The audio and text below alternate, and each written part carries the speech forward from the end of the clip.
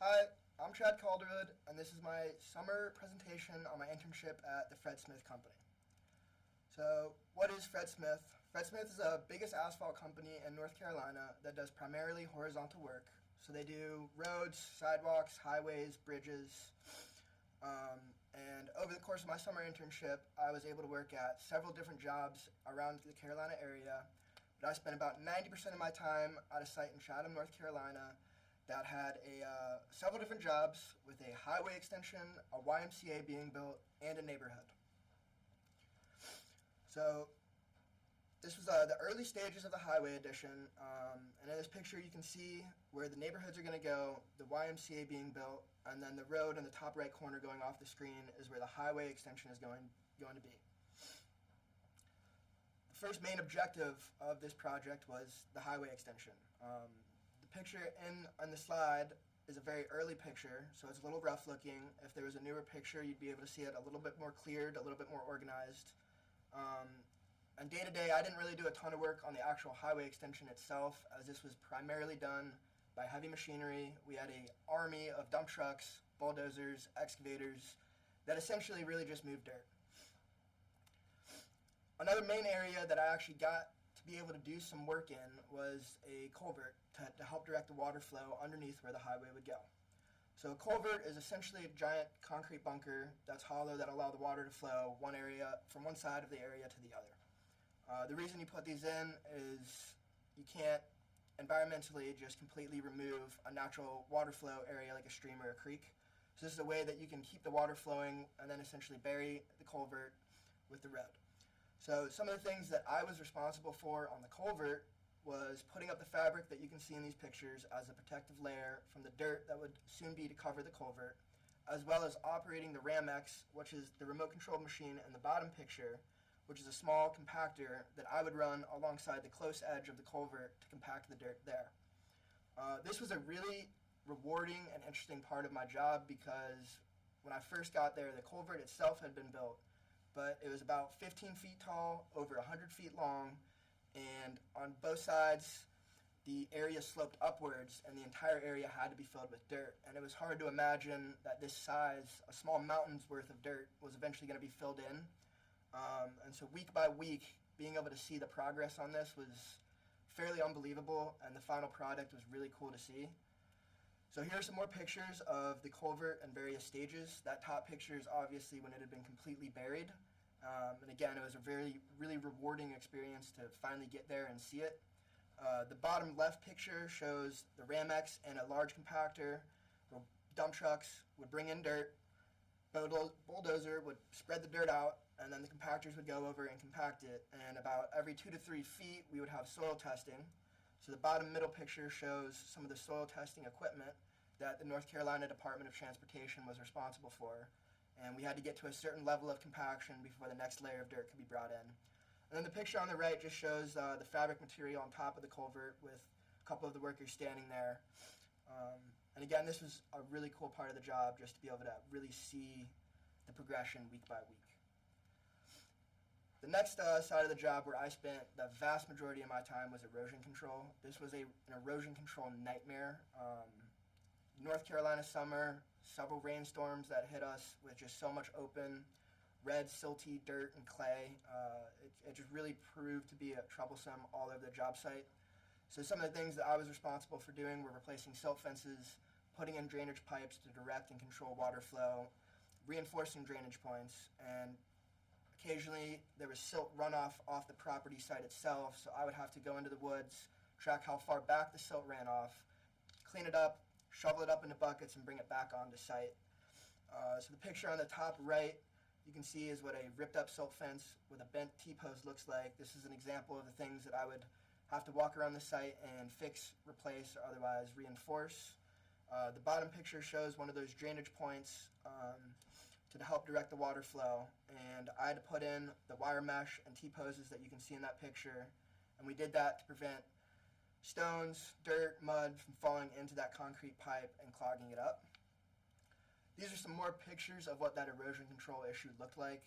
So as you can see in that top left picture, on the side of a hill, that whole silt fence, as far as you can look, is just getting battered with the mud and rocks that are falling down this slope.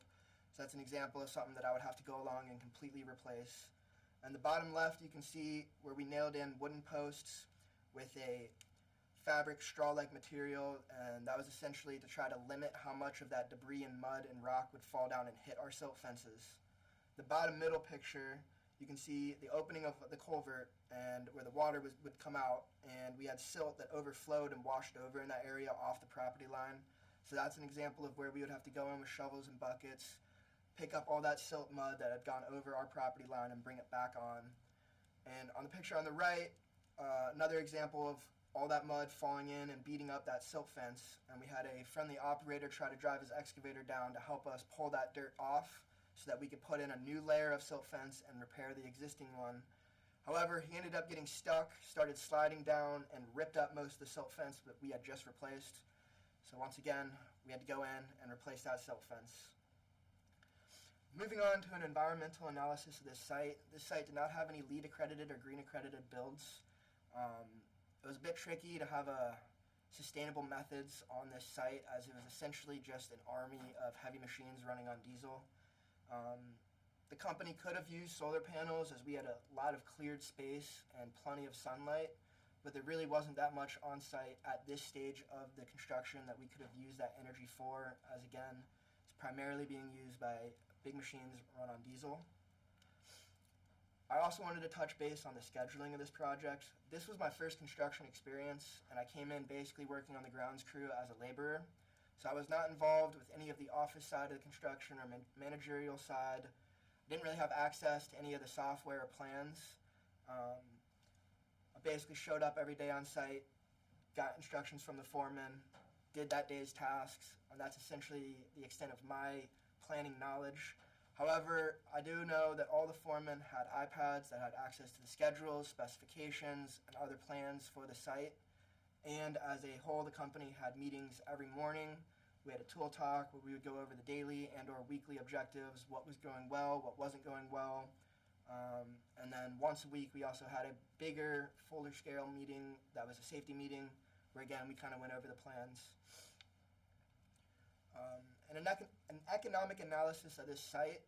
Locally, this job, given that on one side we were building a highway extension, and on another side there was the neighborhood, and then a third company was also building a YMCA there. This is going to bring in a lot of construction jobs, waste management, traffic direction.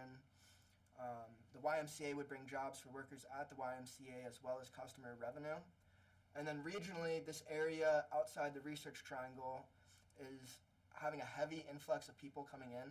So this highway extension is primarily going to help with massive traffic issues that are already present in the area and only expected to get worse, as well as opening up new homes and growing this area as a central hub. So it's pretty exciting to be able to work on that and be part of an area that in the next 10, 15, 20 years is going to be really booming. And to conclude my internship, this was a great company. Again, this was my first construction experience. I was pretty nervous going in of just what this was going to look like, the people I was going to be working with. But I was thoroughly impressed with the company values and culture and the people I worked with on a regular basis, whether it was a foreman, a superintendent, a general superintendent, an operator, or just a general worker. People would take time away from their jobs to come show me a safer way to do something, a more efficient way to do something. And being my first construction job, first time out on site, I really couldn't have asked for anything more. It was also pretty cool. I spent most of my time working on erosion control and not doing a ton of technical work, but I felt like I was able to actually help the project move along. I was pretty much the spearhead tackling all of the main erosion issues, and our site actually got shut down several times for not passing inspection for silt runoff. So I was a big part of getting the company back on track and preventing it from getting shut down. So that was a pretty good feeling, knowing that even though I wasn't the most valued or important worker there, that I was actually doing something that helped the project. And also I got great feedback from pretty much everybody I worked with. I really put my head down and just worked as hard as I could, doing whatever they told me, and I felt like I got recognized. I felt like my work actually meant something. It's helping the project move forward, not get bogged down. Thank you for listening.